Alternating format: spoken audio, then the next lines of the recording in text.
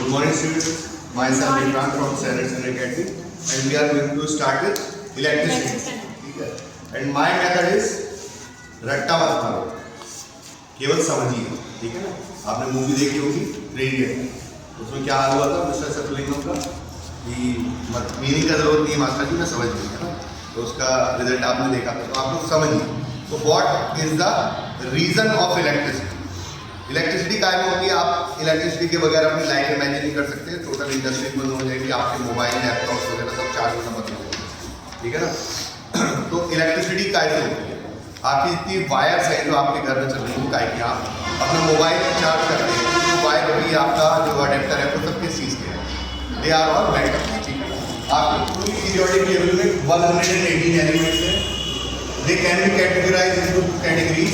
One is metals and other is non-metal. We also have another category in the middle of this. What is that? Metalloids. Metalloids. Very good. That is metalloids. उसके बारे में हमने chemistry में पढ़ा. अब metals की properties क्या है? They are solids. Non metals are liquid और गैस, ठीक है. Metals are sonorous, malleable, ductile and good conductors of Heat and electricity. Non-metals are non-conductors of heat and electricity. Why? What is the reason behind it? ठीक है, ये study करेंगे. सबसे पहले आप मीनिंग समझिए इनका. Sonorous, when they are struck they produce a long sound. आपके मंदिर का घंटा वगैरह सब चीज मेटल्स के बनते हैं, क्योंकि आप उन्हें हिट करेंगे तो एक long sound. Non metals are not like that. Non metal को जब आप स्ट्रक करेंगे तो एक ही ढस्सी हो जाएगा, ठीक है ना. They do not produce a long sound. What is the reason behind it? Metals are malleable and ductile. जब आप उन्हें हिट करेंगे, आप उनको हैमर करके उनकी शीट्स ड्रॉ कर सकते हैं, उनकी वायर्स ड्रॉ कर सकते हैं, तो आप अपने घर में यूज कर सकते हैं. Non metals are brittle. जब आप उन्हें हिट करेंगे वो शैटर हो जाएंगे. They can not be drawn into sheets and wire. Next is metals are good conductor of heat and electricity. Why? And non metals are non conductor, even insulators, ठीक है. Why? What is the reason behind that? We go to the atomic theory. The smallest fundamental particle that consists all the property. वो क्या है? Molecule. Very good. Molecule. For example, हमने बहुत सारा water ले लेते हैं. तो ये क्या है? Water molecules. बहुत सारे H2O molecules हैं. H2O, H2O, H2O, H2O, H2O. A number of molecules. ठीक है ना? इसकी properties क्या क्या है? कि it is liquid. It is a fire extinguisher. ये आग को बुझा देगा. इट क्वेंच थर्स्ट, ये प्यास बुझा देगा, ठीक है ना. And many more. अब अगर हम इसको कम करते जाएं, बहुत थोड़े से कर लिए, तो भी ये लिक्विड है, तो भी ये फायर एक्सटिंग्विशर है, बहुत बड़ी आग नहीं, कम आग बुझा सकता है. क्वेंच थर्स्ट, ये बहुत ज़्यादा प्यास नहीं, कम लोगों की प्यास बुझा सकता है. लेकिन द प्रॉपर्टीज एग्जिस्ट, वो प्रॉपर्टीज एग्जिस्ट करती चली जाएंगी. हम इसको कम करते जाएंगे, कम करते जाएंगे, कम करते जाएंगे. What will be the last particle? The last particle will be the molecule, single molecule of H2O. अब अगर हम इसको ब्रेक कर देते हैं तो ये क्या रह जाता है? ये वाटर नहीं, ये हाइड्रोजन एंड ऑक्सीजन हो जाता है. क्या तब भी ये प्रॉपर्टीज नहीं? आप देखिए, पहले इसकी प्रॉपर्टी क्या थी? लिक्विड था. Now these are in gaseous state. Properties are change. What was the property? It was a fire extinguisher. आग को बुझा देता था जब तक ये मॉलिक्यूलर स्टेट में था, H2O की फॉर्म में था. अब इसकी प्रॉपर्टीज क्या है? हाइड्रोजन. क्या ये आग बुझा सकती है? No. It is a fuel. Hydrogen is used as a fuel. ये खुद बर्न करती है. And oxygen is a supporter of oxygen और सपोर्टर ऑफ फायर. ये आग को और भड़काएगी. पहले प्रॉपर्टी थी आग को बुझाने की, अब भड़का रही है, खुद जलती है.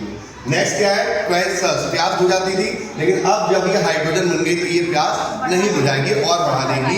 ऑक्सीजन, अगर आपको प्यास लगी है और आप पानी के बजाय मुंह खोल के आप ऑक्सीजन लेंगे तो आपकी प्यास और बढ़ जाएगी. ये प्रॉपर्टीज चेंज हो जाएगी. व्हाई?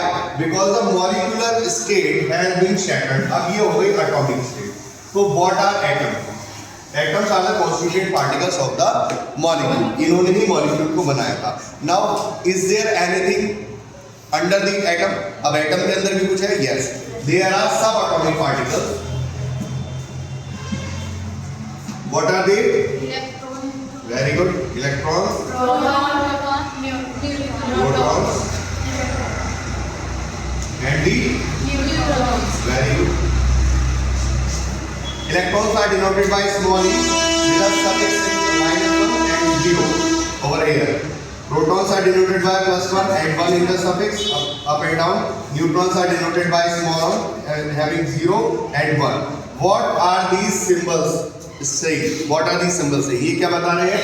इस सृष्टि पर जो कुछ भी है, that is composed of matter, ठीक है ना, सबके अंदर कुछ ना कुछ मैटर भरा हुआ और वो मास होगा उसका, ठीक है ना। तब हमने एक बहुत अच्छी तरीके से समझा कि there is a difference between weight and mass. एक कॉमन लैंग्वेज में हम क्या करते हैं, हम वेट को अपनी क्वांटिटी समझते हैं कि वेट हमारी क्वांटिटी है, लेकिन क्या है, फॉर एग्जांपल मेरा वेट यहाँ पर 60 kg है और मुझे उसी एपरेटस, जिससे यहाँ पर मुझे वेट करा गया, मुझे और उसी एपरेटस को हम ले जाते हैं मून पर, और वहां पर हम अगर मेरा वेट लेते हैं तो वो आएगा 10 kg, 1/6 रह जाएगा। क्यों?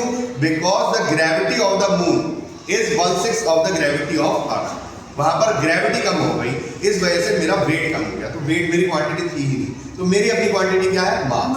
जो मेरे अंदर मैटर भरा हुआ है वो मेरा मास है। But what is the constituting unit of mass?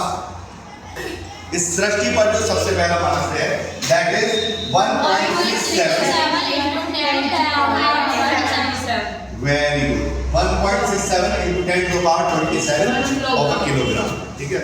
This is the smallest मास। अब इस धरती पर जितना भी मास होगा, मेरा, आपका, इस पेन का, टेबल का, किसी का भी, वो इसका भी मल्टीपल होगा, दुगना, तिगुना, 100 गुना, जितना भी होगा इसी का होगा। इसी तरह से हम बात करते हैं इस धरती पर, जैसे हमने पढ़ा, दो तरह के चार्ज हैं, ठीक है। तो what are this, what is the smallest unit of charge? That is 1.6 into 10 to the power 19 ठीक है। आपको यूनिट चाहिए हर चीज को, चार्ज यूनिट है कूलम। अब अगर प्रोटॉन्स पे होगा तो इतना ही पॉजिटिव, इलेक्ट्रॉन्स पे होगा तो इतना ही negative. You know charges are of two kind, only positive and negative, and there is a relation between the charges. क्या? सेम चार्जेस रिपेल करेगा, पॉजिटिव पॉजिटिव होगा तो एक दूसरे को रिपेल करेगा, एंड अपोजिट चार्जेस अट्रैक्ट, अगर अपोजिट होंगे तो एक दूसरे को अट्रैक्ट करेगा, पॉजिटिव नेगेटिव एक दूसरे को अट्रैक्ट करेगा। ये रिलेशन हमको बहुत पता है। तो this is the smallest unit of charge, this is the smallest unit of charge. अब इस धरती पर जितना भी चार्ज होगा वो इसका, ये 1 यूनिट है, 1 यूनिट। तो यहाँ पर जो 1 लिखा हुआ है, इट डजंट मीन 1 है, it means 1 unit. What is 1 unit? 1.6 into 10 to the power -19 coulomb. अगर प्रोटॉन्स है तो इतना ही पॉजिटिव और इलेक्ट्रॉन्स है तो इतना ही नेगेटिव। अब बाकी सृष्टि पर जितना भी चार्ज होगा, पॉजिटिव या नेगेटिव, वो इसी का ही मल्टीपल होगा, 1, 2 गुना, 100 गुना, 4। लेकिन पार्ट्स में नहीं होगा, क्योंकि 1.5 इलेक्ट्रॉन्स नहीं हो सकते, इसका 1.5 टाइम्स नहीं हो सकता, इसका 1.5 गुना नहीं हो सकता, इसका 2.5 गुना नहीं हो सकता, क्योंकि 2 इलेक्ट्रॉन होंगे या 3 इलेक्ट्रॉन होंगे, 2.5 इलेक्ट्रॉन नहीं होंगे, ठीक है ना। तो जो भी चार्ज होगा वो इसी का कुछ मल्टीपल होगा। This is the smallest unit of charge, ठीक है ना। तो इसलिए हमने यहाँ पर यूज करा 1, यानी कि इतना ही नेगेटिव, और यहाँ पर यूज करा +1, और ये इतना ही 1 यूनिट मास हो जाएगा इसका। अब इलेक्ट्रॉन्स के साथ हमने यहाँ पर नीचे मास में 0 क्यों यूज करा है? क्योंकि हम जब इस दुनिया में कुछ भी करते हैं, किसी को भी मेजर करते हैं, तो हम कैसे करते हैं? हम किसी से कंपेयर करते हैं। आपको कैसे पता है इस रूम की जो लेंथ है वो 30 फीट है? आपने एक चीज को स्टैंडर्ड माना 1 फीट स्केल को, वो 1 फीट स्केल इसमें 30 टाइम्स आया, तो आपको पता लग गया कि ये 30 फीट है ना। तो आप कंपेयर करते हैं, ठीक है। तो इसी तरीके से हमारी पीरियोडिक टेबल में जो फर्स्ट एलिमेंट हमारा लाइटेस्ट एलिमेंट क्या है, वो है हाइड्रोजन। तो हमने उसको कंपेयर के लिए ले लिया, तो हाइड्रोजन की 1 हाइड्रोजन के 1/187 पार्ट्स अगर आप करेंगे ऑफ हाइड्रोजन एटम, तब जितना मास आएगा वो मास होता है एक इलेक्ट्रॉन का। तो नो डाउट ये बहुत ही नेग्लिजिबल हो गया। ठीक उसी तरह जैसे कि आप 1 किलो चीनी लेने के लिए जाते हैं, तो मे भी दुकानदार से उसमें 2-4 दाने कुछ एक्स्ट्रा गिर जाएंगे आपके उसमें चीनी में, यानी कि वो प्रॉपर 1 kg नहीं होगी। 1 ग्राम हो सकती है, 1 kg 2 ग्राम हो सकती है, तो उसके लिए आप उसमें लड़ेंगे नहीं, या 1-2 ग्राम कम भी हो सकती है तो आप लड़ेंगे नहीं। आप सब्जी लेते हैं, आपने कहा मुझे 1 किलो मूली दे दीजिए या 1 किलो मुझे बैगन दे दीजिए, तो वो इट डजंट मीन कि वो एग्जैक्टली 1 kg ही होगा। It is not practically possible. वो थोड़ा सा ज्यादा है, थोड़ा सा कम भी होगा, तो आप उसे इजी को करते हैं, आप उसको नेग्लेक्ट कर देते हैं। तो ये क्या हो गया? 0 है नहीं, 0 हमने मान लिया, तो ये क्या हो गया? नेग्लिजिबल हो गया। यहां तक की बात क्लियर हो गई। So this is the smallest unit of charge. Now where are the subatomic particles located? ये subatomic particles कहां पर located है? आपका सेंटर स्फेरिकली इसको इमेजिन कर लीजिए, आपका एटम इसके सेंटर में एक हैवी बॉडी है जिसको हम बोलते हैं न्यूक्लियस। क्या बोलते हैं? इसके अंदर इसके सारे के सारे न्यूट्रॉन्स और सारे के सारे प्रोटॉन्स हैं, और क्योंकि हमने मास किसमें माना, न्यूट्रॉन्स और प्रोटॉन्स में, इसलिए इसका टोटल मास इसके अंदर होगा। Now where are the electron, just जैसे आपके सोलर सिस्टम में सन के चारों तरफ आपके प्लैनेट्स रिवॉल्व करते हैं, ठीक उसी तरह आपके एटम के न्यूक्लियस के चारों तरफ आपके इलेक्ट्रॉन्स रिवॉल्व करते हैं। ठीक है, और जैसा हमने केमिस्ट्री पढ़ा था, टू बिकम स्टेबल अपने नेबर को देख करके इलेक्ट्रॉन्स डोनेट या शेयर करेंगे। तो कौन करता है? केवल मेटल्स है जो कि इलेक्ट्रॉन डोनेट करते हैं। Metals are electrophobic. Very good, metals are electrophobic. Phobia is a German word, phobia means डर या नफरत समझ सकते हैं। तो जब डर लगता है तो उसको दूर भेजेंगे। तो मेटल्स आर इलेक्ट्रोफोबिक, मेटल्स को संतुष्टि मिलती है इलेक्ट्रॉन्स देकर। And non metals electrophilic. Very good, non metals are electrophilic. They love electrons, वो इलेक्ट्रॉन्स को लेना पसंद करते हैं। तो मेटल्स आर इलेक्ट्रॉन गिवर, वो इलेक्ट्रॉन्स को डोनेट करते हैं। Non metals are electron receiver, वो इलेक्ट्रॉन्स को रिसीव करते हैं। और चार्ज किसमें है? नो डाउट चार्ज तो प्रोटॉन्स में भी है, but they are centrally embedded in the nucleus. वो तो न्यूक्लियस के अंदर बंद है, तो they are not free, but electrons are free in metals. ठीक है, एक नॉन मेटल ग्रेफाइट भी है जो कि नॉन मेटल होकर भी इलेक्ट्रिसिटी कंडक्ट करता है। वो किस वजह से करता है? बिकॉज ऑफ वो नॉन मेटल होकर भी उसके स्ट्रक्चर की वजह से, कार्बन इज टेट्रावैलेंट, उसके 4 वैलेंसी है, तो उसका जो 4th इलेक्ट्रॉन है वो लूजली बाउंड होता है, तो वो इलेक्ट्रिसिटी को कंडक्ट कर सकता है।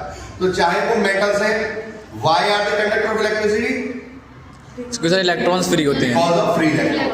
And non metals are non conductor of electricity because they do not have free electron. तो जो आपने प्रॉपर्टीज पढ़ी थी मेटल्स की, they are good conductor of heat and electricity. Conduct कैसे होगा? जैसे हमने एक एग्जांपल करा कि मैंने आपको एक पेन दिया, आपसे कहा कि इसको पास ऑन कर दीजिए, इसको कंडक्ट कर दीजिए, और आप लोगों ने, आपके हाथ खुली थे, आपने मुझे कंडक्ट कर दिए, दे दिया। फिर मैंने आपसे कहा कि आप अपने हाथ बांध करके बैठ जाइए, और मैंने आपको यही पेन वापस दिया कि इसको कंडक्ट करिए। तो you can not conduct it. Why? Because your hand were not free, आपके हाथ फ्री नहीं थे, तो आप कंडक्ट नहीं कर पाए। तो just like that metals have free electrons, metals के पास फ्री इलेक्ट्रॉन्स हैं। और चार्ज कैरियर कौन है? Obviously electrons. चार्ज प्रोटॉन्स में भी है, but they are centrally embedded. ठीक है, they are not moving, but the electrons are revolving around the nucleus. And in metals they are free to bounce. वो जब कर सकते हैं एटम टू एटम। तो इन मेटल्स दे आप उसके एंड्स पर अगर पोटेंशियल डिफरेंस क्रिएट करेंगे तो चार्ज कैरी हो जाएगा। जैसे मैंने आपको पेन दिया और आपके हैंड्स फ्री थे, तो आपने ये चार्ज कैरी कर। एग्जैक्टली क्लियर है सबको? ठीक है ना? तो why metals are conductor of electricity? Because they have. समझ में आ गया कि electrons have free, metals have free electrons and they can conduct electricity. Metals have free electron, they can conduct electricity. They can, but will they? कर सकते हैं, पर होने का कारण क्या है? पर होने का कारण क्या है? फॉर एग्जाम्पल मेरे पास ये मग है, इसके अंदर वाटर है। Is this water flowing? क्या ये वाटर फ्लो कर रहा है? मुझको इस ग्लास में लेना। No sir. वाटर फ्लो कर रहा है? No sir. नहीं कर रहा है। तो मुझे इसको फ्लो कराने के लिए क्या करना पड़ेगा? डायरेक्शन चेंज करनी पड़ेगी, पोजीशंस चेंज करनी पड़ेगी। Very good, clap for it. इसके अंदर वाटर है, फ्लो कर सकता है।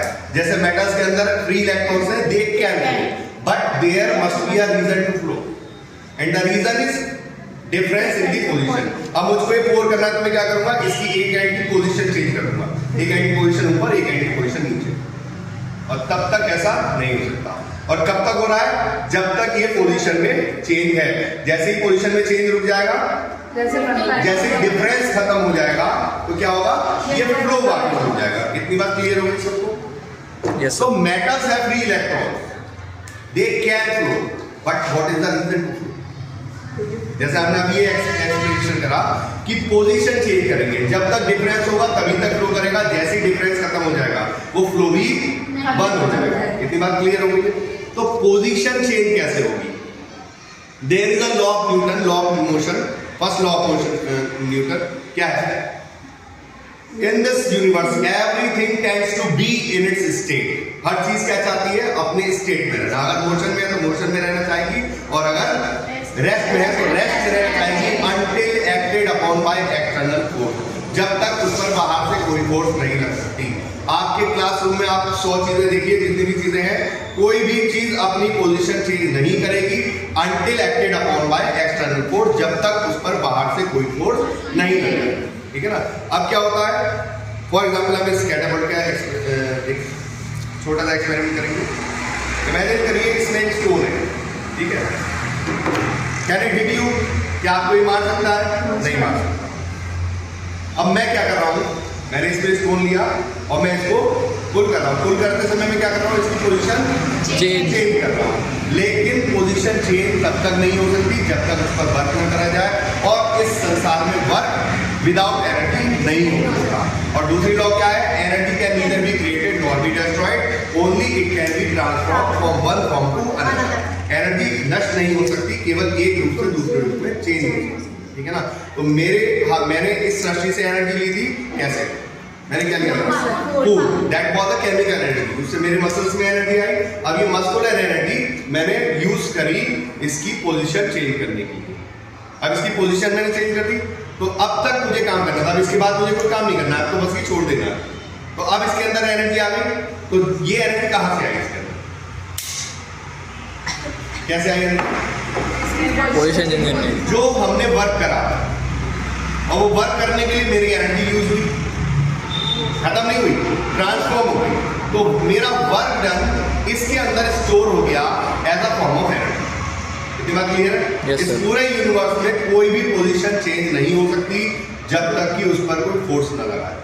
And energy is equal to work. जितनी ज्यादा एनर्जी लगेगी उतना ज्यादा वर्क होगा, जितना ज्यादा वर्क होगा उतनी ज्यादा एनर्जी यूज करनी पड़ेगी। इतना क्लियर है सबको? Yes sir. तो हमारा जो वर्क डन है, हम जो एनर्जी को यूज कर रहे हैं, वो स्टोर हो जाती है उस ऑब्जेक्ट में जिसकी पोजीशन आपने मूव करी, जिस पर आपने वर्क करा। Is it clear? अब ये आप जिसको हिंदी में पोजीशन कहते हैं, हिंदी में स्थान कहते हैं, इंग्लिश में पोजीशन कहते हैं, उसको लैटिन ग्रीक भाषा में पोटेंस कहते हैं। What is the word? Potence. So we get a new word, potential. The energy, potential energy, the energy due to position. Position की वजह से एनर्जी कैसे आती है? जैसे मैंने अभी आपको एक कैटापल्ट में दिखाया कि इस स्टोन के अंदर पहले कोई एनर्जी नहीं थी, लेकिन हमने इसकी पोजीशन को चेंज करा। तो जब पोजीशन को चेंज करा, हमें वर्क करना पड़ा, वर्क के लिए हमारी एनर्जी यूज हुई, वो एनर्जी ही ट्रांसफॉर्म होके इसके अंदर स्टोर हो गई। डेफिनेट है? क्लियर है सबको ये? Yes, sir. जब हम वर्क करेंगे तो वो किसी भी चीज के अंदर स्टोर हो जाएगा in the form of energy. किसकी वजह से? उसकी पोजीशन की वजह से। और पोजीशन चेंज हुई जब हमने वर्क करा। तो हमारा work done is equal to energy, directly proportional है। जितनी ज्यादा एनर्जी उतना ज्यादा वर्क। आपको ज्यादा वर्क चाहिए तो ज्यादा एनर्जी भी लगानी पड़ेगी। It is clear? Yes, sir. तो work is equivalent to energy, work is directly proportional to energy. और जितना वर्क करेंगे वो उसके अंदर स्टोर हो जाएगा जिस ऑब्जेक्ट पर आपने वर्क करा। क्लियर है? अब ये हम बात कर रहे हैं कॉमन लाइफ में, they are not charge particle. अब हमारा चैप्टर है इलेक्ट्रिसिटी का, तो हम चार्ज पार्टिकल की बात कर रहे हैं। तो व्हाट इज इलेक्ट्रिक पोटेंशियल? एक इलेक्ट्रिक फील्ड है। What is field? जैसे आप मैग्नेट से खेलते हैं, बच्चे बचपन में ही खेल लिया होगा, आप सभी खेले हैं चुंबक से, मैग्नेट से। तो आपने देखा होगा मैग्नेट दूर से आयरन नेल्स को अट्रैक्ट कर लेती है, उसको छूती नहीं है, यानी कि उसके काफी दूर तक उसका वो एरिया था जहां पर उसका इफेक्ट था मैग्नेट का। तो दैट वाज मैग्नेटिक फील्ड। इसी तरह से हम जानते हैं चार्जेस के अंदर भी क्या होता है, same charges attract each other, opposite charges repel. तो उसके आसपास का वो एरिया जहां तक कि उसका इफेक्ट महसूस कर सकते हैं आप। फॉर एग्जांपल ये एक इलेक्ट्रिक चार्ज है और इसके चारों तरफ एरिया है जहां पर इसका ये इफेक्ट महसूस हो सकता है, तो इसको बोलेंगे इसकी इलेक्ट्रिक फील्ड। क्या बोलेंगे इसकी? Electric field. अब हम किसी यूनिट पॉजिटिव चार्ज को मूव ऑन करते हैं इस इलेक्ट्रिक फील्ड में। क्या करा हमने? मूव ऑन करा एक यूनिट पॉजिटिव चार्ज को इस इलेक्ट्रिक फील्ड के अंदर हमने मूव करा। तो क्या मूव कराने के लिए विदाउट वर्क हो सकता है? और वर्क करना पड़ा। क्या वो वर्क विदाउट एनर्जी हो सकता है? जस्ट लाइक दिस कैटापल्ट, वो एनर्जी जो हमने उसको मूव करने में लगाई, वो वर्क डन उसके अंदर स्टोर हो जाएगा as a form of energy. Clear है? तो what is electric potential? The work done in you moving a unit positive charge in an electric field is called the electric potential at that point. Clear है concept? Yes, sir. No, sir. Now, what is potential difference? This was electric potential. What is potential difference?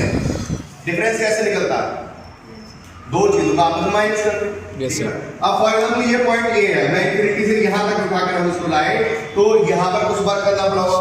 अब मैं इस और closure ले जाता हूँ, for example यहाँ ले जाता हूँ, पॉइंट बी तक ले आया हूँ, तो क्या पॉइंट ए और पॉइंट बी पर सेम वर्क ही करना पड़ा होगा? ऑब्वियसली पॉइंट ए से पॉइंट बी पर ले जाने में और ज्यादा वर्क करना पड़ा होगा। फॉर एग्जाम्पल यहाँ पर हमें 2 वर्क करना पड़ा, या फिर हमारी 2 एनर्जी लगी, या 2 वोल्ट यहाँ पर हुआ और यहाँ पर हमारा 5 है, तो इनके बीच में डिफरेंस कितना है? 3. Very good, 5 - 2 3। तो ये इसका पोटेंशियल डिफरेंस है, the difference between 2 points in an electric field. ये डिफरेंस हो गया। ऑब्वियस सी बात है, अगर पॉइंट सेम नहीं है, डिफरेंट पॉइंट है, तो डिफरेंट एनर्जी यूज करनी पड़ेगी, डिफरेंट वर्क होगा, तो एनर्जी लेवल भी डिफरेंट होगा, तो पोटेंशियल भी डिफरेंट होगा। तो बिटवीन 2 पॉइंट्स अगर आप निकालेंगे तो वो निकल जाएगा पोटेंशियल डिफरेंस। तो potential and potential difference clear हो गया आपको? Yes, sir. तो potential difference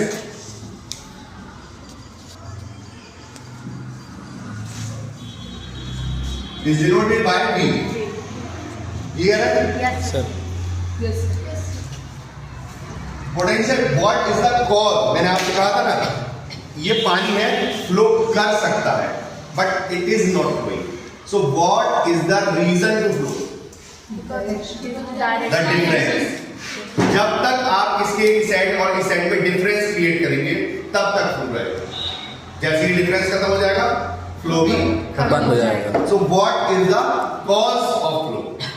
this potential difference is the cause of flow. Is it clear? Yes, sir. Now, how many kind of electricities are there? There are 2 types of electricity. Very good. What is the first?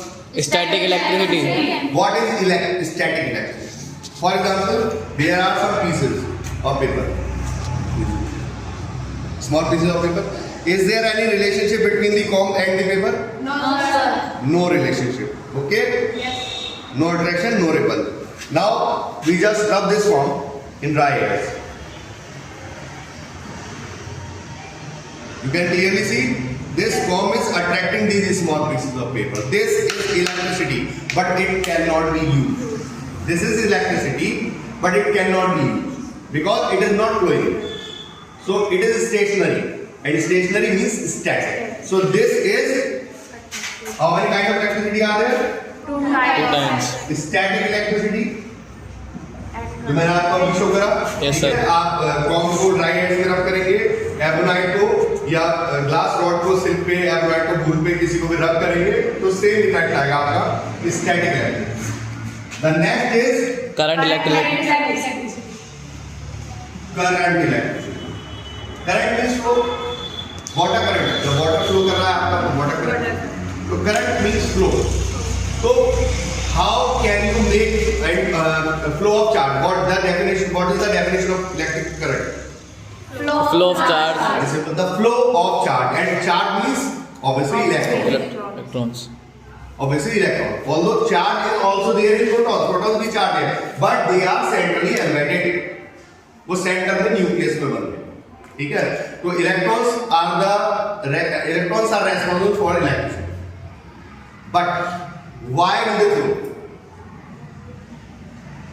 Because of Potential difference. potential difference. ये water है, it can flow but it is not flowing. ये flow करेगा जब हम इसमें difference create कर देंगे, इस पोजीशन में और इस पोजीशन में डिफरेंस क्रिएट कर देंगे, ठीक है? और वो डिफरेंस क्रिएट करने के लिए हमको वर्क करना पड़ेगा। हम इसको एक पोजीशन ऊपर हो गई, एक पोजीशन नीचे हो गई, तो ये फ्लो करेगा। और कब तक करेगा? जब तक इसमें डिफरेंस है। जैसे ये डिफरेंस खत्म हो गया तो क्या होगा? Flow बंद हो जाएगा। It will not flow. So, 2 kind of electricity, static. Is it clear? Yes, sir. And the current electricity. And what is the reason for current electricity? So potential difference. The concept of potential difference, is it clear to you? Yes, sir. The SI unit of electric electric charge. जैसे आप distance को metres में, kilometres में major करते हैं, तो उसकी unit metre, centimetre, kilometre हो गई आपकी, टाइम की सेकंड्स, मिनट, आवर्स हो गई। तो what is the unit of charge? ऐसा unit of charge is coulomb. Coulomb. What is the ऐसा unit of charge? Coulomb. X numerical the number of electrons constituting one coulomb of charge। आपको बताना है कि how many electrons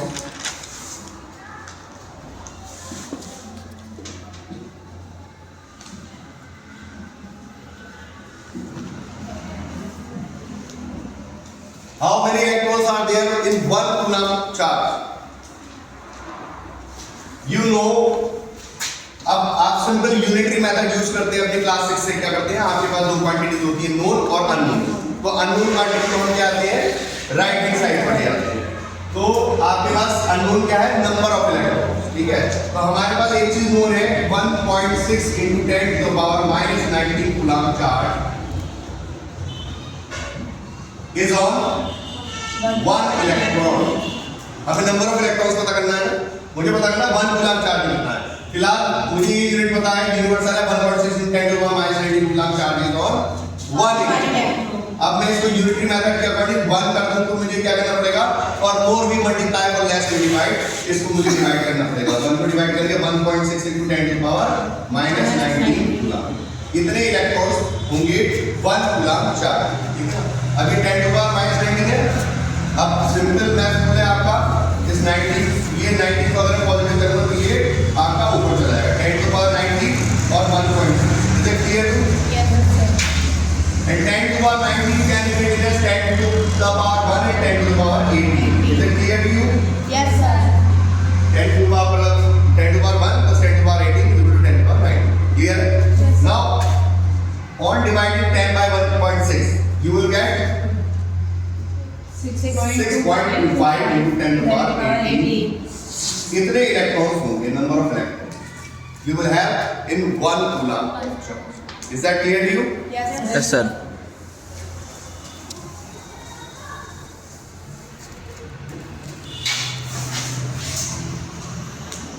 Now, what are conductors and what are insulators? What are conductors? What are insulators? Simple, the substances that allow electricity to pass through them. जो अपने अंदर से electricity को पास होने देते हैं वो कंडक्टर है, और वो ही होने देंगे जिनके पास फ्री इलेक्ट्रॉन। फ्री इलेक्ट्रॉन किसके पास होते हैं? मेटल्स के पास। Okay, so metals are good conductor of electricity, and why? Because They have free electrons. Because they have free electrons. And non-metals are non-conductor or even called insulator. What? Insulators. Plastic, rubber, आपके home appliances में जितनी भी आपकी wires हैं, they are all of metals, सारी metals की है, वो electricity conduct कर रहे हैं। लेकिन अगर आप किसी वायर को ऊपर से पकड़ लेते हैं तो भी आपको करंट नहीं इफेक्ट पता लगता है। क्यों? क्योंकि उसके ऊपर एक कोटिंग है काहे की, इंसुलेटिंग मटेरियल। वो क्या है? रबर। नॉन मेटल है, आपका प्लास्टिक है, रबर है, ठीक है ना? Because they do not have free electron. What are conductors? What are insulators? The conductors that conduct electricity, the materials that allow electricity to pass through them are called conductors, because they are metal and they have Free electrons. And what are insulators? Which do not allow electricity to pass through them. And what are they? Non-metals. Except graphite. Graphite non-metal होके भी क्यों कर रहा है? क्योंकि it is उसके बाद yes, both electron is used in one. Next, I told you potential and potential difference. What is potential? जो भी हमने वर्क करा in moving a unit positive charge from infinity to that point in the electric field, वो work done store हो जाएगा इसके अंदर. That is called potential. And the difference between two different points is potential difference. And this potential difference is the cause of electric current to flow. Is the cause of electric charge means electrons to flow. उसी की वजह से आपका electric current. Now you always need an apparatus, an instrument to measure something. आपको wait लेना है तो आपको वेट के लिए डिवाइसेस चाहिए जिससे आप वेट मेजर कर सकते हो। आपको डिस्टेंस मेजर करना है तो डिस्टेंस के लिए आपको इंस्ट्रूमेंट चाहिए, ठीक है ना? टेप चाहिए, स्केल चाहिए, कुछ चाहिए आपको, तभी तो मेजर कर पाएंगे।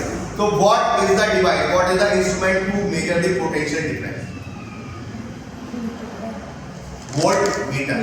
Voltmeter and what how is volt meter connected? आपको किसी का पोटेंशियल डिफरेंस पता करना है तो कैसे करेंगे? Volt meter is always connected in. Now what is parallel and series combination? You can see some wires in my head. आप मेरे हाथ में कुछ वायर देख सकते हैं, सिंपल है। ये रेजिस्टर है। अब ये कैसे कनेक्टेड है? इसका एंड, इसका टिप, इसका टिप, इसका एंड टिप, टिप एंड, ठीक है, एंड टू एंड लगे हुए। Yes sir. This is series combination. This is very simple example of series combination. Clear हो गया? Now what is parallel combination? If I connect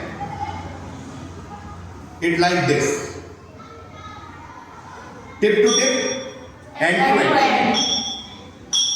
So this way is different from that way. So what is this? Parallel. This is parallel and this is series. Is it clear to you? So what do we use to measure the potential difference across a conductor? Voltmeter. Voltmeter. Very good. And how is it connected? Voltmeter is always connected in Parallel. just like. Is it clear to you? Yes, sir.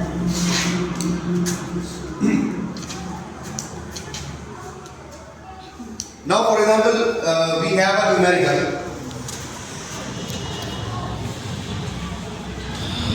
How much work is done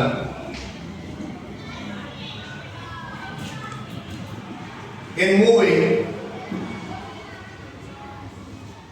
2 coulomb charge? एक 2 coulomb charge को move करा है from a point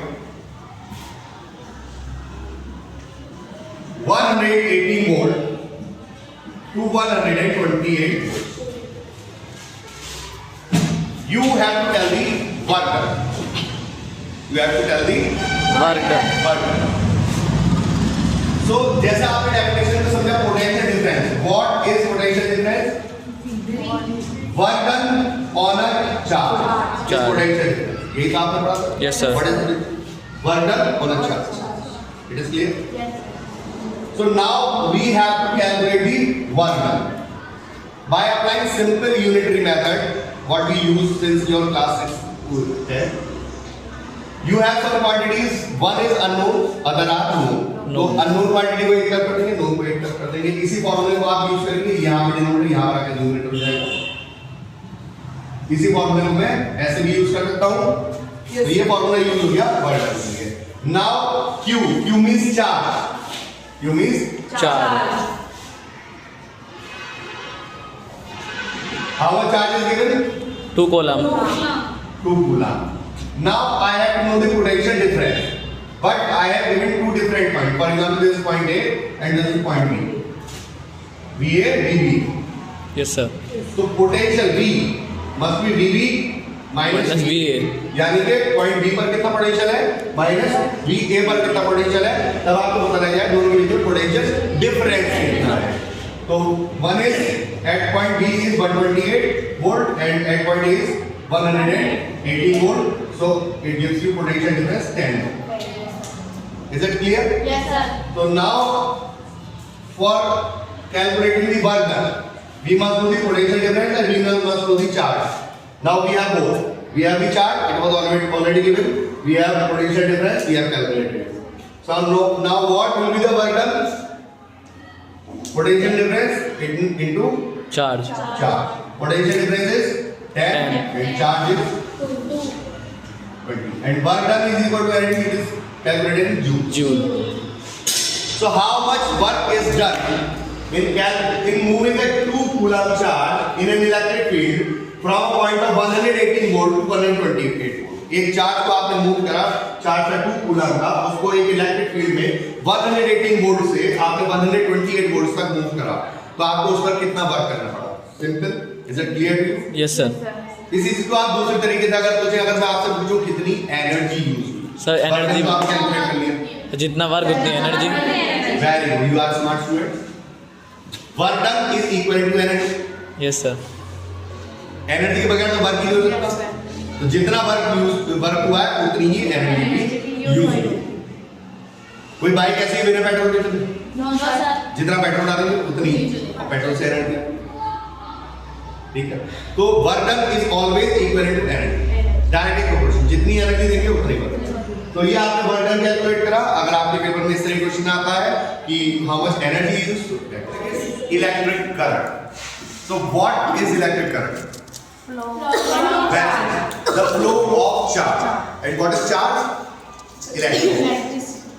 Protons may be charged here, but they are centrally embedded in the nucleus, so they are not going to flow during your electricity. So only what is going to flow is Electrons. So what is the definition of electric current? Electric current is the flow of charge. And charge is Electrons. the negative charge part. Okay. So how can you current is denoted by I. So जैसा हमने कहा, what is charge? What is current? Current is flow of charge. Charge means Q and flowing per unit time means T. Is it clear? So what आपको हर एक चीज के लिए आप distance को मेजर करते हैं तो आपको यूनिट क्या है वहाँ पर? Centimetre, metre, kilometre. आपके टाइम के लिए सेकंड, मिनट, आवर्स। ठीक है, वॉल्यूम के लिए लीटर। तो इसी तरीके से आपको करंट मेजर करने के लिए what is the SI unit? The SI unit is ampere. What is SI unit of current? Ampere. Clear? Yes, sir. So how can you derive ampere? What is ampere? What is current? Current is charge and the unit of charge is Coulomb. coulomb. And time is, what the time is? Second. Clear? So coulomb per second. Coulomb Per second. is equal to 1 ampere. Yes, sir. ठीक है? So what is 1 ampere current? When 1 coulomb charge is through a wire per second, we say that the current is 1 ampere. Clear? Yes, sir. No matter what is 1 ampere current. Yes, 1 sir. ampere is when 1 coulomb charge is flowing to 1 second. Second. Per unit time. 1 second. Then the current is 1 ampere. It is clear? Yes, Now, जैसे आपने potential difference measure करने के लिए आपके पास instrument क्या है? Voltmeter. Very good, voltmeter. और voltmeter कैसे कनेक्ट करते हैं? Parallel. पैरेलल में कनेक्ट करते हैं। तो आपके पास करंट मेजर करने के लिए क्या डिवाइस है?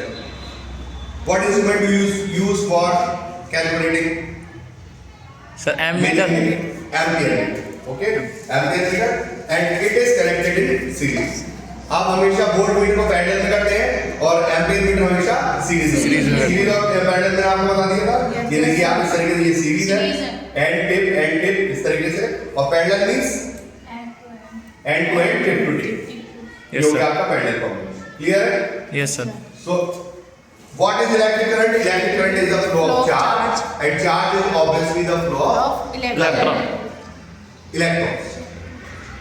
So I is equal to Q over T and the SI unit is ampere, और ampere को कैसे डिराइव करेंगे आप?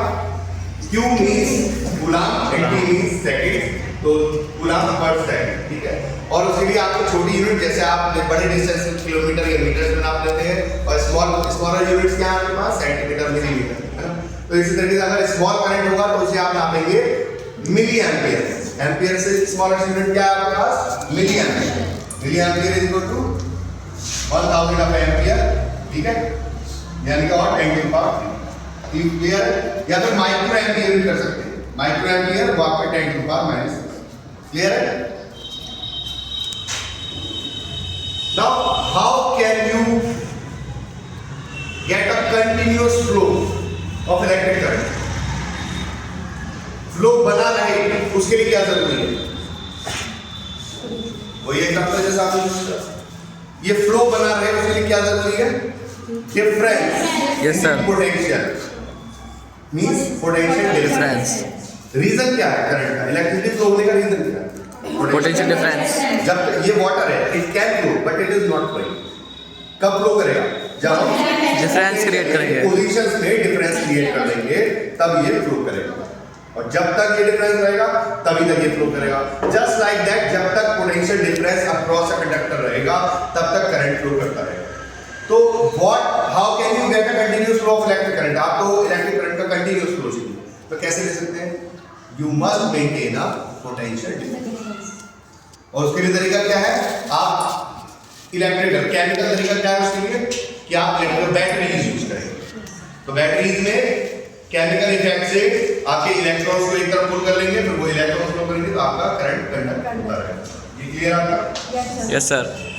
नेक्स्ट इज डायरेक्शन ऑफ, ये थोड़ा इंपॉर्टेंट, इसको ध्यान से आप समझ लीजिए कि direction of electric current. For example मेरे पास ये बैटरी है, this is the symbol of battery, the greater sign is for plus and small sign is for negative terminal. So obviously the negative terminal indicates that it contains the electrons, यहां पर electron ज्यादा है। अब for example मैं इसको ऐसे connect कर देता हूं, किसी बल्ब वगैरह में कनेक्ट कर दिया हमने वायर से, और बीच में एक स्विच है हमारा, ये हमने। अब इलेक्ट्रॉन ऑब्वियसली कहां से कहां फ्लो करेंगे? Obviously negative terminal of the battery to positive terminal of the battery flow करेंगे, क्योंकि जो हर इस सृष्टि का नियम है, जो हर चीज ज्यादा से कम की तरफ रहती है, हर चीज ज्यादा से कम की तरफ रहती है, ठीक है? तो पानी जहां ज्यादा हो गया वहां से कम की तरफ है ना, ये है। तो इलेक्ट्रॉन इधर ज्यादा है नेगेटिव टर्मिनल पे, तो यही फ्लो करेंगे negative to positive terminal of the battery. But the reason is electricity पहले ही यूज करी जा रही है, but the discovery of electrons is later. Electrons की डिस्कवरी बाद में हुई है। तो अनफॉर्चुनेटली जो हमारे अर्ली साइंटिस्ट थे, उन्होंने अनफॉर्चुनेटली गलती से उन्होंने क्या अज्यूम कर लिया, उन्होंने अज्यूम करा कि पॉजिटिव चार्ज इज फ्लोइंग, क्या Positive charge। तो till a very long tenure it was known, और ऐसा ही पढ़ा और पढ़ाया और समझा और समझाया जाता था, और डायग्राम में भी यही बात कराया जाता था कि the flow of current is from positive to negative. तो करेक्ट तो ये है, but for the sake of convenience